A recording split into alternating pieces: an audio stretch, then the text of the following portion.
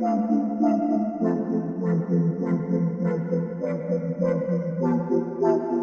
into the Film Guy Network. It's football season, which means I've got a film study for you.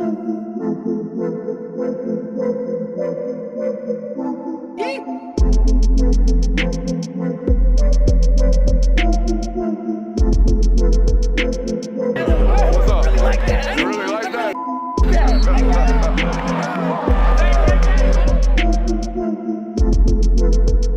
Let's shut up and grind some tape. What is up, ladies and gentlemen? Welcome in to the Film Guy Network on a fabulous Tuesday morning here inside the studio. Yesterday started our new series, taking a look at some of the major big-name returning starting quarterbacks in all of college football and looking at some of their worst performances and saying, hey, how do we correct this? How do we get better? What are the areas of growth that we have to have in 2026 in order to reach our team's ultimate goals and successes? Started with Gunnar Stockton just to avoid this Georgia guy doesn't like my guy. We started with him, lambasted Gunnar yesterday. We're going to lambaste a new one today, that being CJ Carr. I told Jonathan right as the intro was loading into this one, I think CJ Carr going into the season is going to be ranked number 1, number 2, number 3 on just about every quarterback ranking that there is, and he deserves that. He is immensely talented. However, in 2026, there's a lot of those young mistakes, young people, things that we have got to clean up because we're not going to have the world's biggest insurance blanket in the form of Jeremiah Love and Jadarian Price standing next to us on any given snap. Excited to do this with you guys today. A true believer in this quarterback. I think he is transcendent. Excited to do this with you guys today. Hey, got a couple of rules, though, if you're a Notre Dame fan and it's your first time watching us today. If you learned anything about the game of football today, you must subscribe. If you learned anything about your favorite football team today, you must subscribe. If you have any fun at all today, you must subscribe. Let's shut up and let's grind the tape. Alrighty. Now, if you have watched my breakdowns of this individual before, he does one thing that I am not exactly fond of. Jonathan, do you know what that is? He's a pedal dropper. All right. He drops when he is working to his left side of progressions. He drops straight back, a la Bryce Young. You'll see why I don't necessarily love it. Okay. Now, this is also one of these football players that has immense arm talent. And he knows it, and you're going to see it off this first clip. And I think it gets us into some trouble that we don't necessarily have to be in. Let's take a look at it. All right, this is his first attempt in this football game against USC. Look, guys, he didn't have a lot of bad outings last year. Undoubtedly, this was one of them, okay? And I just think, to be honest with you, I think we're maybe a little nervous. I don't know what it was. It was a big game late in the season, a must-win for these guys considering what happened with Texas A&M and Miami early on in the season. Okay, we're working this front side of the progression. For some reason, we don't like that whip return, and I understand why. That nickel defender, Jonathan, if you can see him, he's got good leverage on that outward breaking route right there. So we click off of that. I'm fine with this. We're going to work to the tight end over here, this kind of deep over or inward breaking route right here from number 9, and we're going to put it in a spot where he probably should have caught the football. But, Jonathan, I don't know if you see what I see. I see lazy feet back here at the quarterback position. I do not see us taking our feet to our eyes. Now, does our arm make us right? Does our arm get us into a winnable position? You're damn right. Would we have probably put it on his face and not dropped this football had we brought our feet with us? Maybe no. Maybe. We never know the answer to this question until we do things right. Okay, look, our eyes are already over. Why aren't our feet coming with us? Our eyes are already over. They're definitely over now. Why aren't our feet coming with us? They stay stuck in the ground, and then we miss that ball by just a hair. That's an NFL tight end right there, okay? He's a good football player. He normally catches that ball. We got to put it on his face. That gets intercepted right there. That would have been bad, okay? I do think, though, it just had a little bit of a bad night, an uncharacteristic night from a ball placement standpoint, definitely a decision-making standpoint. We make a decision later on in the red zone that is absolutely 100% a no-no, okay? Some things we can't do down here. But, guys, this is a pitch and catch that he hits every single day. I mean, he hits this sucker in his sleep, and we miss it somehow here against USC, okay? These are the things first-round quarterbacks never miss, right, Jonathan? We never miss these pitches and catches. That damn sure could have been a walk-in touchdown right there, all right? O.C. Denbrock doing a damn good job. Also, Brian Kelly, you deserve to lose your job for letting Denbrock walk back to Notre Dame. Just going to let you know, okay? And that's exactly what happened. My next note, we'll watch this one. My next note says he's an elite seed spinner, Jonathan. We got a lot of velo. We got a lot of revolutions on the football with this kid. He can really flick it, okay? But we have a bad miss right there. A lot of velo on this kid. All right, the ball is tight. I don't worry about him like performing in weather or like will the wind bother him because we can really spin the football, all right? Now, that's the one we missed just a second ago. Very similar throw, all right? But we can rip it. See it from the tight. This ball really, really jumps on him. Obviously, I can't believe we're already 10 minutes into this film study and haven't mentioned this is Lloyd Carr's grandson, okay? This is NFL pedigree, or I should say college football royalty pedigree is what this is. See, I just thought we're watching some of these bad days. And normally, when we're inaccurate as a quarterback, I've got an answer for you. I've got something that we're doing wrong. All right, apart from the pedal dropping, which we'll talk about, he just did right there. Apart from that, there's not much physically I want to clean up or think we need to clean up, which makes these things like this even more weird. Like, we missed that by a yard outside on a route that we've run 100 times. If you've watched Notre Dame football the last several years, number one wide receiver going vertical and the tight end running an out, like, dude, this is base install for these guys, and we're missing this sucker. That's a weird night for us as a quarterback.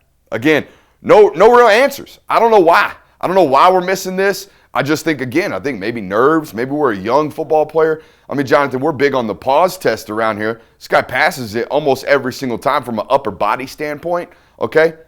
There is nothing in that delivery that makes me understand why we're missing this or pulling it by a yard outside.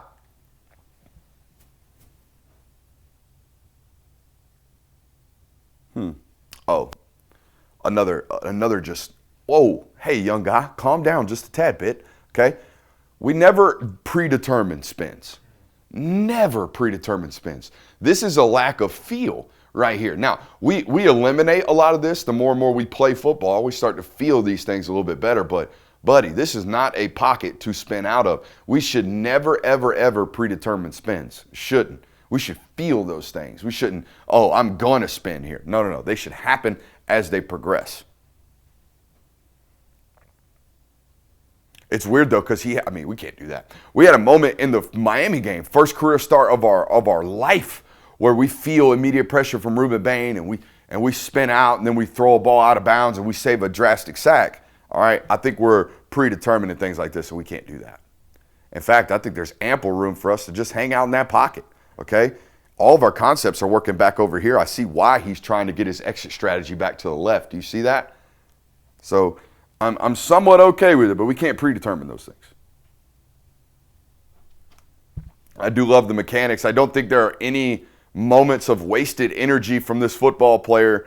If we could just teach him how to maintain his lower body with his upper body, if we can maintain that lower body mechanics like that right there, I mean, that's as good as it gets from a pause standpoint, okay? We're firm onto that left side. We're not collapsed onto that left side. Shoulders are nice and rotational, and we're spitting that thing out.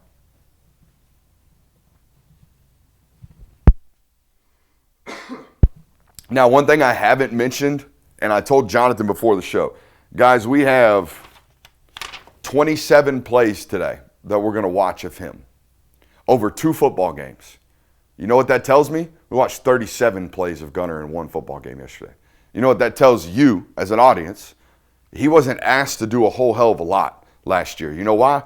He's had arguably the best tandem of running backs we've had in college football, maybe since those Georgia boys, Michelle and Chubb. Like, we got to go back that far to find a tandem like these two. All right, so he wasn't asked to do a ton. Next year, he will be. Next year, like, he is the guy, okay?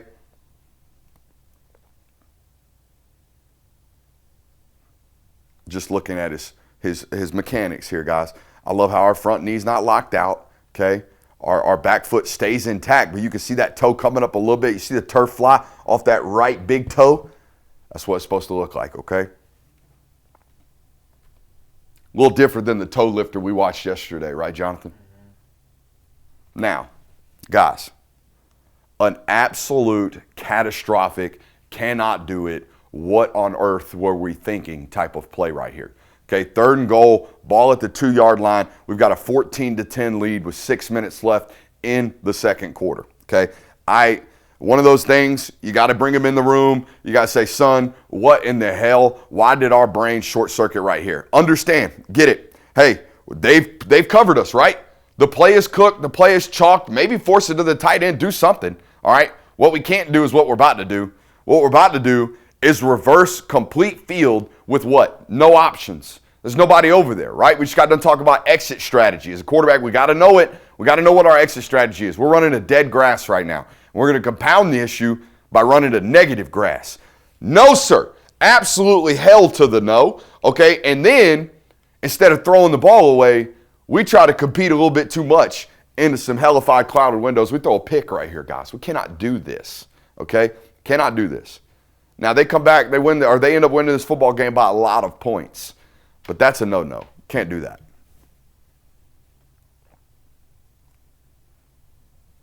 But we come right back down. We get back into another red zone possession. We give the quarterback an opportunity to let it rip, and he puts it in a great spot right here. That's a winner.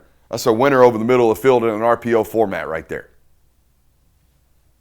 It's the other thing, like, I should know the answer to this, and I'm sure they found somebody, but Malachi Fields was the best X receiver Notre Dame's had in years. And I know this isn't him, this is somebody else, but we've got to find a winner like that outside too. I felt like Notre Dame's weaponry last year was superb, okay? We got to get back to that standard. All right. Now, the reason I do not like these pedal drops is because I feel like it forces our hand. You see him backing straight up with his shoulders square to the line of scrimmage, okay? He's going to pedal like a DB, all right? And that's fine, okay? I'm okay with this as long as our answers are now on the front side. It creates problems when we work back to the backside, I feel like. And as the film study progresses, we're going to show you this, but we almost have to throw these predetermined. When we back up and we pedal like this and our feet are wide open to the sideline and we're trying to throw on time, guys, that guy's not open. That guy at the top of the screen is not open. We're about to throw almost an interceptable football to the corner over there, okay?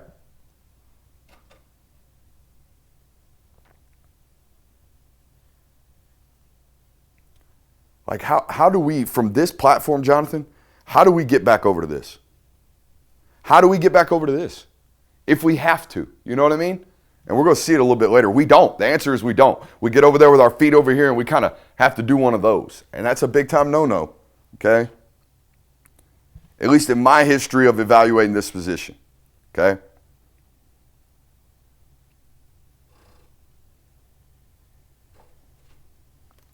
But man, when you get him in rhythm, you get him throwing these almost like pro day type scripts, 1, 2, 3, one hitch, ball out to the sail right there.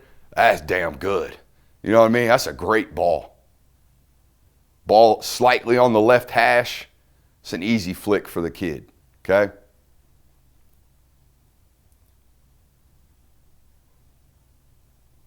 I mean, he looked like he'd been doing that since he was 12 years old.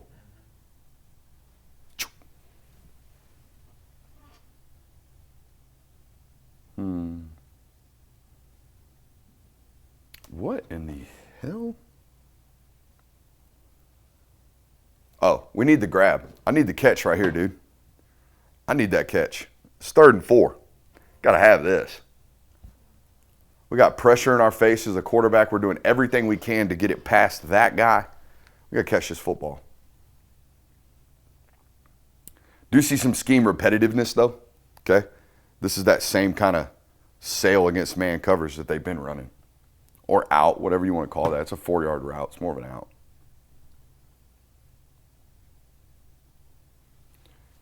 All right, now we score right here, okay? But here's the reality. Is this a safe thing to say right here, Jonathan? Notre Dame's national title chances rely on 13 staying healthy next year? Is that safe? That's safe to say, okay. Last year, not so much. Last year, 2 great running backs, great offensive line, great weapons. Feel like, hey, maybe we can do whatever we want. We can run the ball, win 27-10. Doesn't feel like next year we can do that. All right, we don't need to take this one. We do not need to take it. It looks suspect. It doesn't look like it's flush is what it is, okay? Now, is it late? Are we past the white line? Yeah, we are, all right? It's a red zone situation. We really can't avoid them, but let's go down. Let's not be up when we get past the white stripe next year. Agree or disagree, Jonathan? Oh, for sure. Let's stay low when we get in here. Let's stay low. Let's now have an opportunity for that one. That one hurts, okay?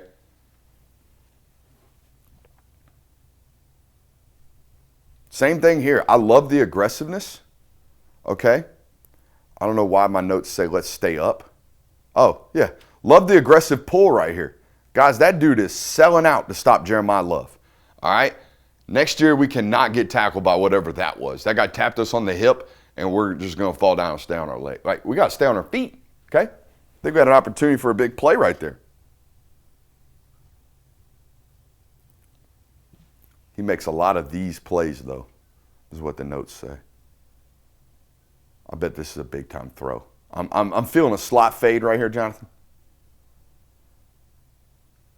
Oh, my God. We did end up working to the slot. We worked way late. Watch the pocket mobility right here, Jonathan, to get to this. We're going to step through that speed rusher, get our feet back underneath us, and flip that sucker out there to our wide receiver for a touchdown. Should be a touchdown. I think it's incomplete, but man, we gave our guy a chance to win. We talked about Gunner yesterday needing to see like plenty of big-time plays. I need to see big-time throws.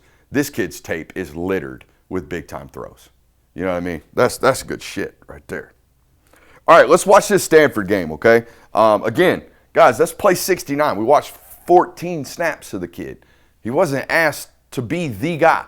Next year, he's going to be the catalyst. This year, rather, he's going to be the catalyst. Let's flip over and watch the Stanford game. Hey, ladies and gentlemen, I want to take a quick break to give a big-time shout-out to our friends over at Sleeper, our premier sponsor on the year, and they're doing a great job. The #1 place for daily fantasy and prop plays. Sleeper Picks is a real money product that connects friends over picks. Choose 2 to 8 of your favorite players from pregame, live, or even across different sports. Pick more than or less than the predicted stats. It's that simple. Over on Sleeper, you can get up to 100x payouts, share with your friends, and get rewarded together. Use promo code Brooks today over on Sleeper and get a 100% deposit match up to $100. That's sleeper.com/promo/Brooks. Again, promo code Brooks on Sleeper gets you 100% deposit match today up to $100. Sleeper.com/promo/Brooks. Terms and conditions apply. I want to give you a quick tutorial of how friendly and how easy it is over there on Sleeper today. We're going to scroll over to the college football tabs at the top right there, and then you can see we've got all the quarterbacks ready for their pass yardage with their total yardages set. We've got rushing yardages for both quarterbacks and running backs, receiving yards, all that good stuff, passing touchdowns. And here's what I am looking at today, guys. Looks really, really juicy. Jamal Haynes, half a touchdown total in this matchup this weekend against Oklahoma. Come on, guys. One place to be this year, Sleeper. Promo code Brooks. We appreciate those guys. All right, now this is the stuff I was really impressed with him having the mental fortitude to have year one, start one, game one. I felt like he had an understanding of football. He wasn't just out there playing. He understood what was going on. This being a moment of didn't really understand what was going on. All right, now let's take a look, Jonathan, especially as we go to snap this ball. I don't know if you can tell, but his eyes, he's found the nickel over here. Now, we see 5 walked up on the line of scrimmage and nickel pressure. What do we assume we're getting right now? We're getting some type of blitz. We're getting some type of pressure. So what should we be ready to do? Play hot. We better be ready to play hot, all right? And we're not at the quarterback position. We're not ready to play hot. And he sees it. We have plenty of opportunity to know, hey, we got 6 guys coming right now. We probably need to be ready to play hot. They drop 1, but they're still bringing a pressure. There's still 5 people in the rush plan for them. And I don't think we're ready to get the ball out to the back right now, Jonathan. I don't think we're ready to get the ball out to the tight end if we want it. Do we like that? I don't know if we like that, but he's looking at it. If we are going to play hot right now vertically, we have to play right here, okay? I'm fine with the +1. I'd rather the +5. I don't know about you. All the signs there for we are going to get pressure were there pre-snap, though. So we better be ready to throw, okay? Now, my note right here, Jonathan, says, got to be firm. Got to be firm right here. I feel like we're trying to play with touch right here when we probably should be playing with a little bit of firmness. Okay? It's an inward breaking route from number 8 against cover 3. All right, that corner is going to drive down. If we float this ball over the middle of the field, we're going to give him an opportunity to close that space, which is exactly what happens. And I think this ball's behind the wideout.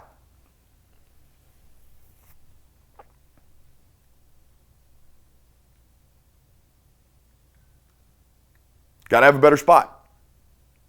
Are we getting pressure from the backside? Yep. 88, I need you to be better. Can't be getting speed rushed by a wide 9 out there, big dog. All right, got to get hands on.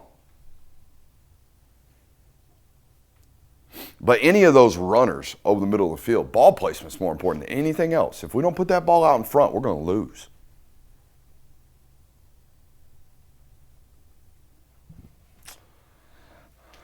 We got double slants, Jonathan. What slant do we throw? Underneath one. Nah, we throw the outside one. We throw that outside one, right? We throw that outside slant. All right, and here's why. Look at how much room he's got to make somebody miss. And where's his help? Where's his help? Nowhere to be found, right? Where's his help? Everywhere to be found. This is why we work outside slant versus inside slant when we're running double slants, okay? Just a preference for me.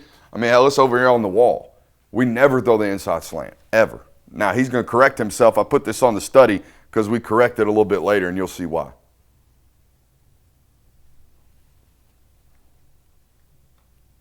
My notes say just flip it out now, bro. Right now, go. Flip it.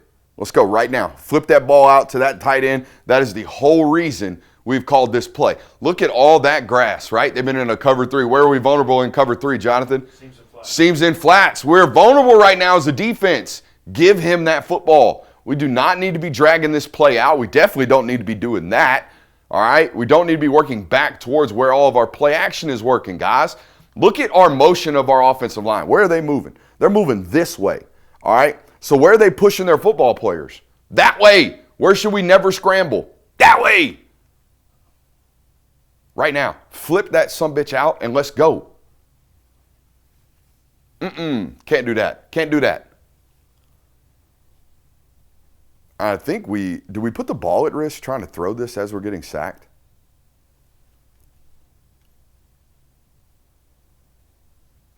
We dirted the thing. Hey, man, come on, man.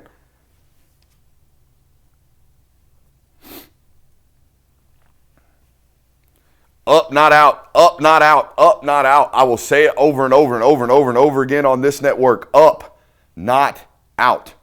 We're going to randomly spin out of this for some reason. I have no idea why. We're rolling out of a relatively clean pocket. Guys, we've got options. That deep over is going to clear. It's going to run to grass. We got to stand in there. We got to be willing to throw that, okay?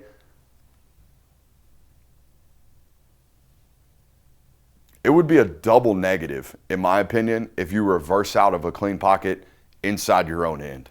If we're reversing out of pockets to run through our end zone, whew, no need. Now, you'll say, hey, boo, 98. Yeah, you're right. 98's right there. He's 5 yards from us. We got to be able to throw that football, in my opinion. Is that safe? Is that fair? Mm-hmm. I mean, 98 was nowhere close to us, guys. He was at the line of scrimmage. But this is, again, I talked about this at the start, or at one of our very first points. Down here, this guy was really good. The Virginia transfer, Malachi Fields. And the reason X's are so important is because they make math for us as a quarterback really, really simple. Okay? You want to play man coverage, that's fine. You want to pressure the box, that's fine. We've got the one-on-one winner right here automatically every single time. Okay? They've got to find somebody to do this for him next year. And I feel this about every quarterback. If a quarterback doesn't have an X receiver, he doesn't have a known answer. And that's hard to play quarterback with. I feel like Marcel Reed was cooked for this reason last year. They didn't have an X. When you played man-to-man coverage in 3-by-1, he didn't really know where to go with the football. Every other quarterback that's got a dominant X knows the answer. All right? Now, this ball doesn't get caught. All right, but it's an easy decision for the quarterback. And how many of those can we create? That's the question as a coordinator and as an offense. 1, 2, 3, one hitch, keep the safety solid, and then let it rip. It's a winnable spot. Okay? Got to catch that ball, Malachi. This Denbrock guy was really, really good, though. He was really, really good last year and continues to be. I mean, hell, he's been good for, 5 years now in college football, it's felt like. Denbrock's been really, really good as an offensive coordinator. And why did I? Because we're running mesh rail. All right, we got him concerned about the mesh right here, Jonathan. All these football players going to converge onto this mesh point, and we're slipping the running back right out of the backfield on a rail. Boink. Guy was good, man.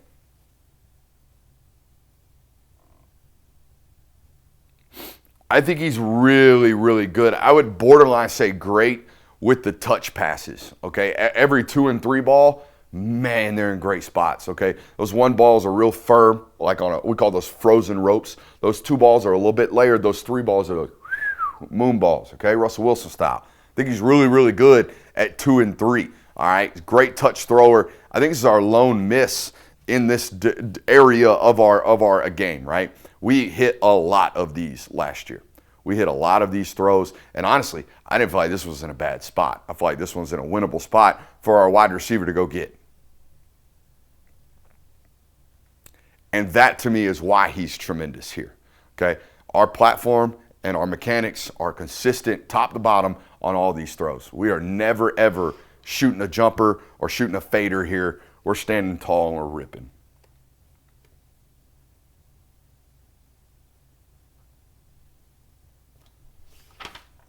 Okay. Hey, Jonathan, double slants from the field. Which one do we throw? Outside. Yeah, we throw the outside slant, right? Because this guy's hanging, he's lingering. This guy's hanging, he's lingering. So now, God forbid, we throw a back shoulder here and stop that wide receiver. We might get him to spin out. But either way, we've got 7 yards here. That inside slant would have been real, real crowded, though. Okay? That's why we throw that outside slant. I think he is a tight window seeker, all right? And I'm a proponent of those guys. I do not want you turning shit down because you don't feel like you can make the throw. This guy will never do it, all right? We've got an outward, get outside leverage of that linebacker, then break inside the face of that safety right here from our tight end. It's our only chance to win right here, and we put it in a spot where we can go win. Now, do we catch the ball? No, all right? But do we put it in a spot where it's anticipatory, all right, we throw it before he's open, and we throw it in the spot where we can win? You bet your butt, all right? I'll take that. I'll take tight window seekers in the red zone. I think he's going to hunt, and he's going to compete, all right? That's the first thing I noticed about him when I watched that Pitt film from this year, all right? If we've got to do this inside the pocket to get us a shot downfield, we're going to do it. All right, we're going to maximize the play that the coordinator called. All right, we're going to do whatever we need to do to get that 60-yard completion. This is all on the quarterback. It's a great reception from the receiver. Do not get me wrong, but we have to be willing to do this at quarterback. We have to be willing to step up in pockets, keep 2 hands on the football, rip through an arm tackle, and let that sumbitch eat. All right, we have to be willing to do these types of things if we're going to be an explosive offense. And that's exactly what happened right there. It's a great catch. But, man, what a play by the Q, okay? Love this rep right here as well. We do the fundamentals really, really well. It's why I'm curious why we are a pedal dropper, to be honest with you. We're going to show you that on the last rep of this film study. But, man, watch the resettle right here. I love that. You see that little extra slide in the pocket, Jonathan? It's a timing thing. We're trying to get our feet back up underneath us. We take our little settle step. All right, then we're going to take another to get that right foot back up underneath us. And once that right foot gets and hits the ground, we're ready to strike, right? This is a rhythm movement right here. This is a plus move, we call it in quarterback world, where we're just trying to get our feet and our weight and our momentum right where it needs to be so we can throw a strike. And that's exactly what we do. Boink! That's a dot. You can see it good from the tight right here. It's really, really important to get that weight on that inner portion of that foot, that back foot. We got to get it right there, all right? We got to get that weight on that inside foot so we can really drive through the ground and get a good rip on it. Resettle, get that back foot, and strike. You see that? That's the strike position right there. Doesn't he look like a pitcher on that rubber, right? On that inside of that foot, ready to drive down. Same thing. Same concepts here to an extent. All right, we just don't want that big toe coming way over like a pitcher does. He keeps it on the ground. All right. I'm shocked. This is the first time I've complained about this on this film study because last time we watched them, I feel like I hyper-focused on this. This is why I'm not a proponent of this. All right, this stuff where we back up with our waist completely perpendicular to the sideline or to the line of scrimmage. I don't love this, and here's why. Okay, we're going to start to the top of the screen with our pedal drop. Here we go. We're pedaling. Okay, we're wide open, shoulders almost square to the line of scrimmage. We're not going to like what happens topside. Okay, we got 3-over-2 over here as a defense. We got an underneath defender. We got somebody driving to the flats. You're going to get crowded up by these two football players, and we've got you covered and bracketed with these two football players. Everything about this early progression tells me that we're probably going to have to work backside to our right here. Well, watch us when we get over there. Oh, where are our feet, Jonathan? Still towards the middle. You damn right. Our feet are ready to throw this ball over here, and our arm is having to come back all the way over here. Now, that looks like an open window right now, right? But what happens if this ball flails at all? What happens if this ball is missed to our arm side just a tad bit? Well, we might throw a pick, or we get it completed here. That's awesome. I love that. I don't want that to be the case. I don't want our arm to always have to correct us. I would like our lower body too, okay? Get a good look at it here from the tight. This pedal drop creates all of this, I think, okay? Imagine if we were square. Now, when we come back over here, and we're trying to bring our feet, but we don't the whole way, do we? Now we got to win it with our arm. And look, he is an elite arm talent, okay? He is. But what happens the one time we don't hit that? And it goes back the other way because our feet are bad, all right? What are your thoughts? I think for an offense next year that's going to need some explosivity other than maybe for the running backs, I think it's great that CJ Carr already shows the propensity to do that, to create plays, to create downfield shots and be aggressive. I think that'll behoove them well next year in the offense. Dude, I love his competitive integrity, right? His willingness to stand in pockets and drive balls down the field. We got to clean up all the errant misses, though. Like if we go into a football game next year where we have 6 bad misses like we did against USC, I don't know if we're going to run our way for 260 yards and get out of there. I don't know if that's the answer, okay? Excited to watch this one, though. I know you Notre Dame fans are as well. Hit that thumbs up button on your way out.